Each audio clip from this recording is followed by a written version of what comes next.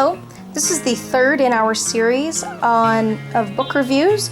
This is Gluten-free and a Shoestring Bakes Bread. This is by Nicole Hunn.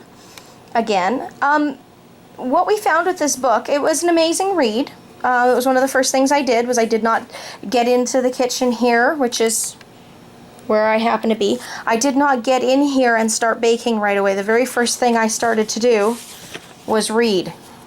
And I was very glad that I did. It has a great table of contents, very neatly broken down, sort of what I would have expected from her. It has a great section, not just the introduction, but it has great sections on beginning essentials and things of that nature. Some things I don't have, like I don't have the I don't have the canvas covers for the artisan bread so that you can rise it, and I don't have the amazing bowls that she has. So they're not essential. They're handy, but they're not essential. As I said, when I started with this book, I read. And again, I found the usual culprit. Makes 1 cup.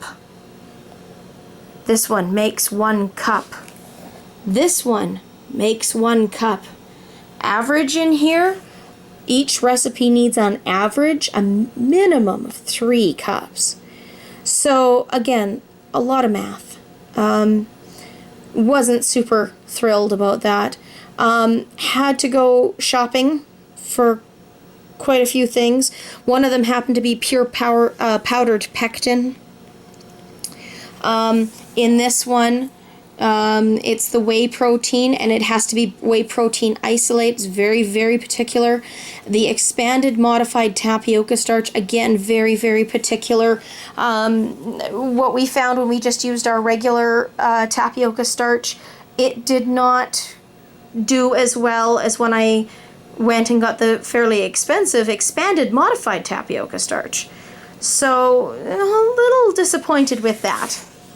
But she was very, this maps it out completely, all the things that you will need, and the pictures are again amazing in here.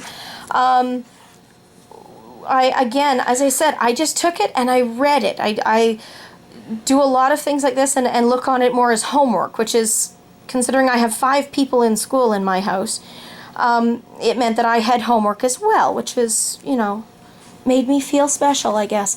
But I read, and I read all the troubleshooting and everything else and how to save on this, and I honestly didn't find very much saving, to be honest. But then we live in a smaller area than she does. She lives in New York State and close to New York City, so things are a little different.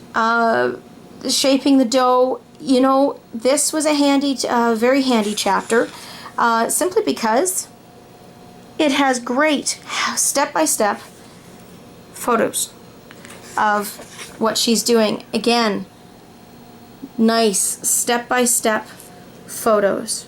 Now, this was truly amazing. When I did start, there's the bagels. This is how you really make bagels. And braided bread, properly braided bread. However, when I started making these, I was absolutely astonished when I really started reading recipes. Again, did not start baking until I had read the whole recipe. Because what it gets to, it says in here, place the dough in the refrigerator for at least 12 hours or up to 5 days. And then on baking day, so you go through an awful lot of work. Then you stick the whole thing, any of these recipes as a matter of fact, you stick them in your fridge. Or I happen to have large industrial coolers, that's a little different, but you put them in there and then you wait. And I honestly, for a home baker who doesn't have much time, or I shouldn't put it that way. For the home baker who has lots of time and who doesn't mind baking once or twice, maybe a week, these are great. But for somebody like myself who bakes every day for a living, more than one loaf of bread, and for a lot of people who happen to be dairy intolerant, the whole milk yogurt, the whey protein powder, which of course is dairy, it doesn't work for us. And in fact, what we found was that the people in my house, especially, who happen to be dairy intolerant, where before they could eat whey without any problem, had serious digestive issues. It's a good book. It was amazing to be able to bake the way I used to, which is simply by, you know, getting in there with your hands. I'm just going to try and find a page where there's actually a picture. There you go. The products really do turn out like this. This is the most amazing thing. You get to pick things up, work by hand, just like you used to. I think, where have I got marked? Oh, the hoagie rolls. These were amazing to make. No two ways about it. They were amazing. They looked amazing. They had a really tough texture. I thought maybe I had done something wrong, but the second time I made them, following the recipe exactly, they turned out the same. They were soft and squishy, but when you tried to eat them, they were like, oh, they weren't like a hoagie roll like you'd expect, the soft squishy, which is sort of more what I was expecting. These were really dense, like truly dense bun. You probably could make the was it the Philly dip, where they dip the whole sandwich in the jus? You could probably do that with these. They were stiff. As I said, great texture. We tweeted about it, we posted them, but honestly, 5 days to make 4 rolls was a bit much for us. So if I was just doing this myself, again, for just my family, I would probably be doing this book verbatim. So every day I'd make my mix up, I'd make up my dough, pop it in a container and put it in the fridge. I'd have a fridge full of containers of dough.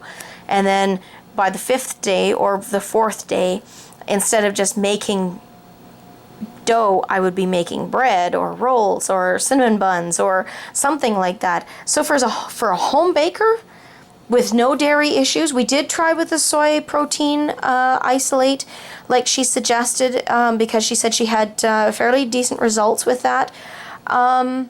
What we found, we had, good results. They weren't the same as with the whey protein powder, that's for certain. But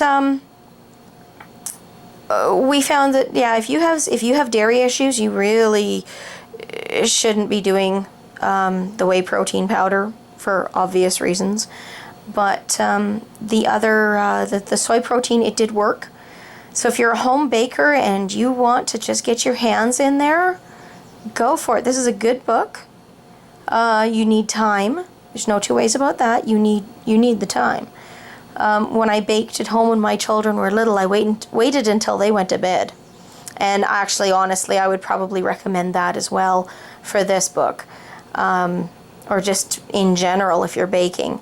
Especially if you're trying new things. Wait till the kids go to bed. But as I said, for a home baker, this is an excellent book. It's good because she explains why and wherefores very well. So our gluten-free on a Shoestring Bakes Bread would receive 4 stars out of 5. And she lost a star because of all the math I had to do. Seriously, it was a lot of math. So anyway, happy reading and happy baking.